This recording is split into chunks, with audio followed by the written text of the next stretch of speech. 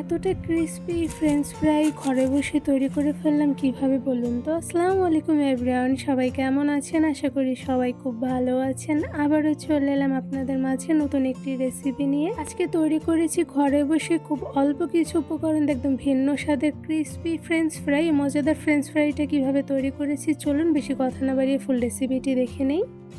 ভিন্ন স্বাদের ভীষণ মজাদার মুচমুচে ফ্রেঞ্চ ফ্রাই তৈরি করার জন্য এখানে আমি বড় সাইজের 4টা আলু নিয়ে নিয়েছি। আপনাদের পরিমাণ অনুযায়ী কমিয়ে বাড়িয়ে নিয়ে নেবেন। সাথে আলুগুলো কিন্তু খুব ভালোভাবে ধুয়ে ক্লিন করে নিয়েছি। এবারে আলুগুলো আমি একটি সিলারের সাহায্যে ছিলে নিব।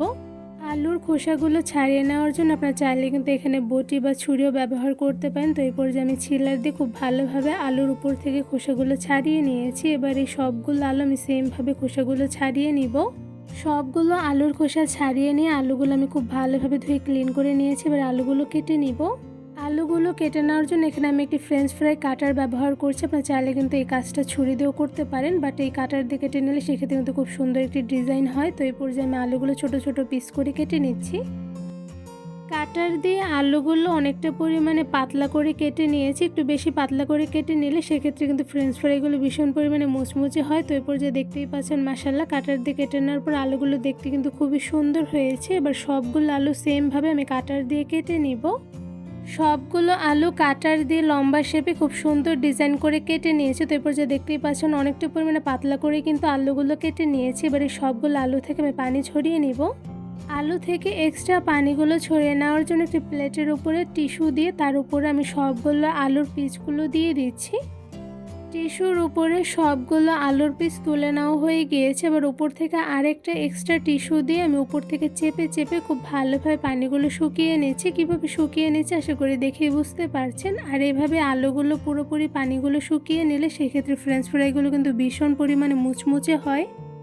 এবার সবগুলো পানি ঝরানো আলুর পিসের উপরে দিয়ে দিচ্ছি ময়দা। এখানে আমি হাফ কাপ পরিমাণ ময়দা দিয়ে দিচ্ছি। আপনারা চাইলে কিন্তু এখানে আটা ব্যবহার করতে পারেন, বাট ময়দা দিলে ভালো হয়। আর সাথে দিয়ে দিচ্ছি গোলমরিচের গুঁড়ো হাফ চা চামচ পরিমাণ। সাথে দিয়ে দিচ্ছি কর্নফ্লাওয়ার। এখানে আমি 1 টেবিল চামচ পরিমাণ কর্নফ্লাওয়ার দিয়ে দিচ্ছি। সাথে দিয়ে দিচ্ছি লাল মরিচের গুঁড়ো 1 চা চামচ পরিমাণ। ঝালের পরিমাণটা কমিয়ে বাড়িয়ে দিয়ে দিবেন। সাথে দিয়ে দিচ্ছি স্বাদ মতন হাফ চা চামচ পরিমাণ লবণ। এবার আলুর সঙ্গে সবগুলো উপকরণ খুব ভালোভাবে মেখে মিশিয়ে নিব।